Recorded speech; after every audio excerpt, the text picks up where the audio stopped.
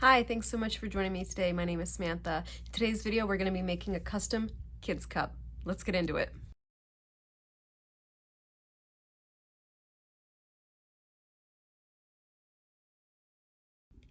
Today I'm going to be using a kid's cup. However, the same concept can be applied to water bottles and tumblers and any other kind of cup. If you're not interested in making this yourself and you'd like to purchase one from me, then go ahead and click on the link down below. My Etsy shop is listed and I do custom camelbacks and tumblers and munchkin cups. So go ahead and check that out. So what I have here, I have my cups,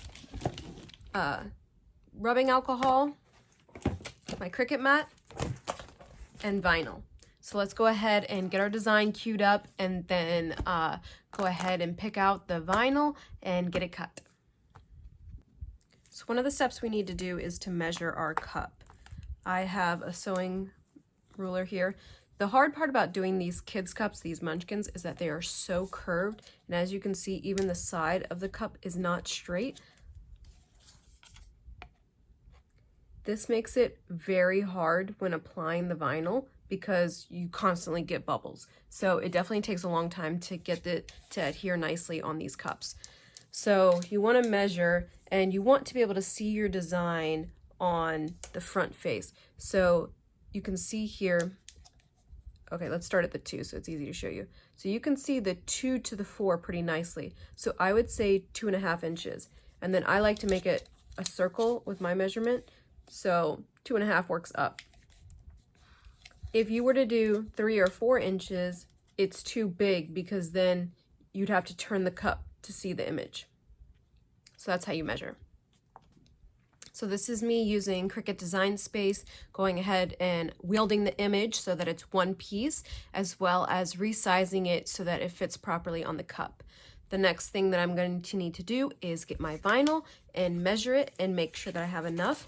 I keep my vinyl, my sheets in here. Check out my vinyl organization video if you haven't already. So I have this piece of scrap right here that's 3 inches. So I know I need 3 by 3 inches. So I'm going to go ahead and I like to lay my vinyl upside down and then I'll take a marker and mark this 3-inch line and then I know exactly where to cut. Now I'm going to adhere it to my mat. I like to use the 1x1 spot, and then just to be sure, I'll use some washi tape. Washi means paper in Japanese, so it's paper tape. I just use that to make sure nothing's gonna pop up. There's nothing worse than going through all the effort of making a project and then it gets caught up in your machine.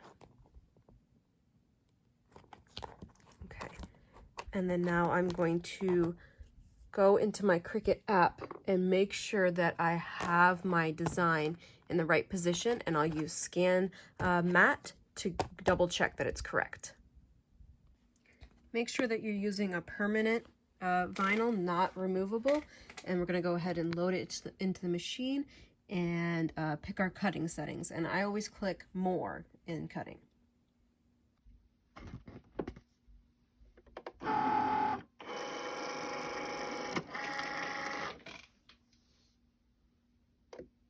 All right, let's start cutting and let it do its thing. Now we can go get our bottle prepared.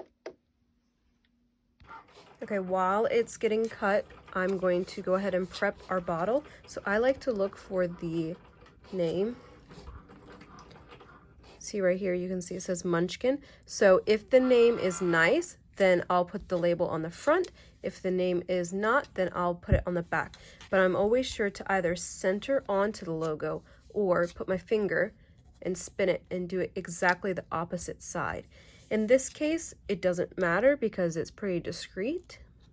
So what I'm gonna do is put my finger here and I'm gonna turn it over, and this is the front face that I want the logo to go.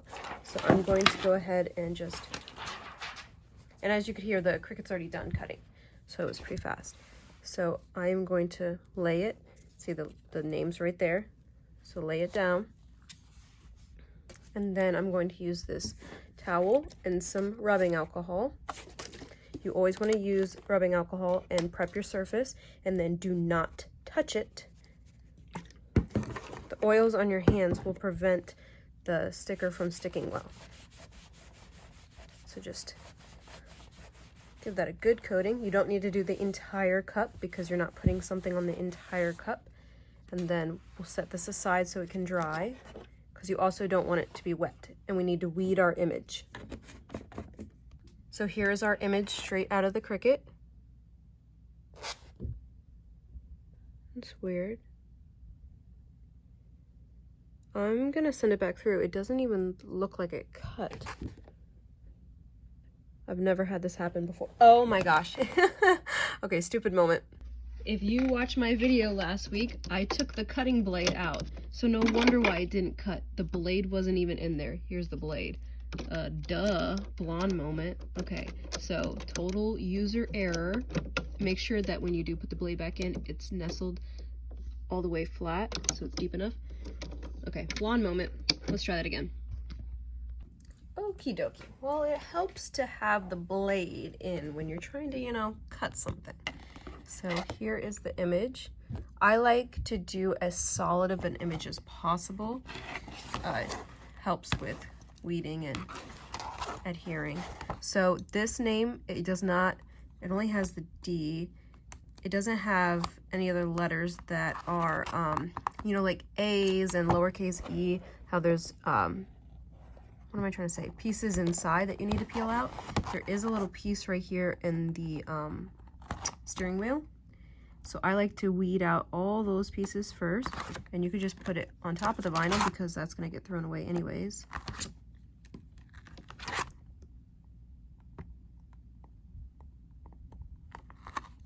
Okay, so then I like to pick a point and pull out. See this point right here inside the tractor? I think that's a good point to start. So I'm just gonna dig the tip of my weeding tool because it's pointy. See, I'm not doing anything, no pressure. And now I'm just working my way up. I'm going to rip it right here so I can go around this way. I don't want to do both sides at one time because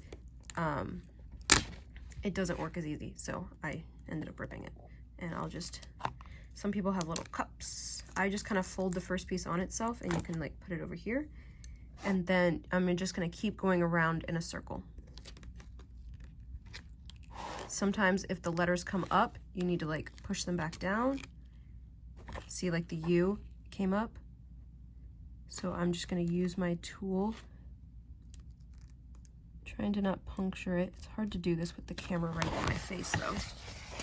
It's very much in the way.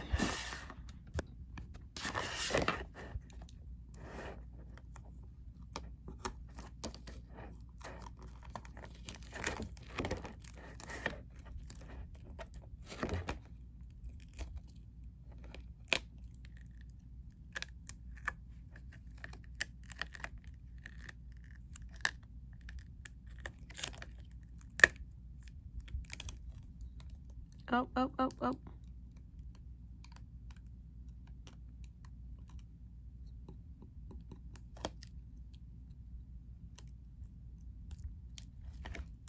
There we are. This was a pretty easy image to weed.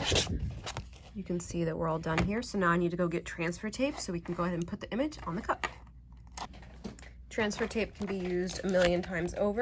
So I have this container here from the container store, and I just put my pieces after I've used them back in here. So we don't need one that's very big.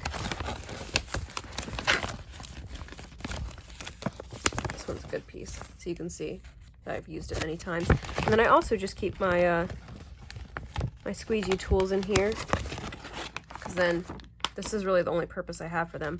You can either put your transfer tape on while it's still on the mat, or you could take it off. It's up to you. Let me show you how to take off an image. So you don't want to just peel it. If you peel it, then it's going to get totally rolled up and it's going to be a pain to work with. You always want to peel the mat off. So you flip it upside down, get the corner going, and then you peel the mat off of it. Not the image off the mat off the image. Okay, now we have our image. What did I do with my transfer tape? All right. And it doesn't matter that this is bigger. So we're gonna go ahead and lay it down. This is stuck to the table right now. Doesn't matter, not a big deal. I like to go left, right, up, down, all sorts of things. Get it off the table here, flip it up. Go ahead and make sure it's really varnished. Again, you want to peel the exterior piece. So this transfer tape is on its last life. See how the D is not even sticking? Let's try another corner. Sometimes you can like push down on the image and it'll come off. I'm gonna have to throw away this transfer tape after this. Used it one too many times. That's okay. There's no need to waste it after one use. At least I got way more uses out of it.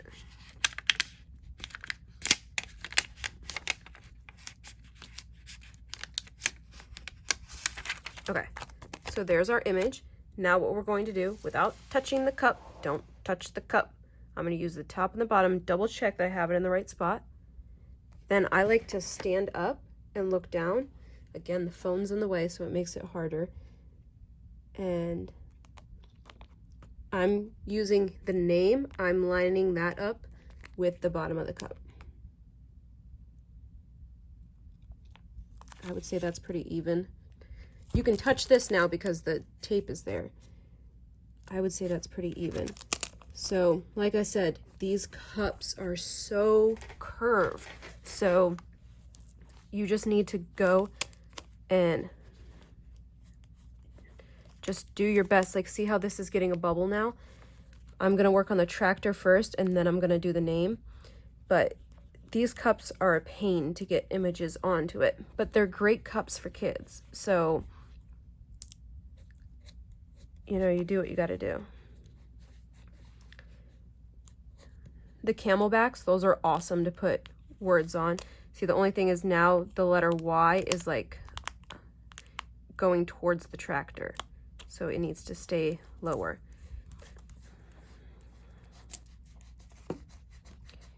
When you do cutouts onto cups, they are not dishwasher safe. You then have to hand wash them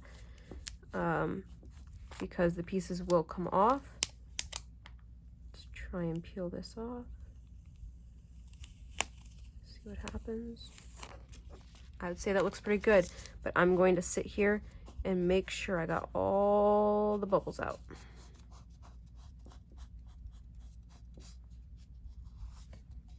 I would say that looks pretty good. And then, so I order these off Amazon in a 2-pack, and I normally just put them back on when I ship them to the customer when they're done. However, this customer only ordered one and I got a 2-pack, so I will not be able to do that. I just think it looks, I don't know, like it looks like I didn't use the cup before I gave it to them. So I put the little instructions that were already there, and then I have another piece of instructions. So one more thing that I put inside my cups is I have this little care instruction. And I just put that inside of here. These cups are a little small, so it does get a little smushed, but that's okay. And now the cup is done. And like I said, this is the same concept you would use on tumblers or water bottles.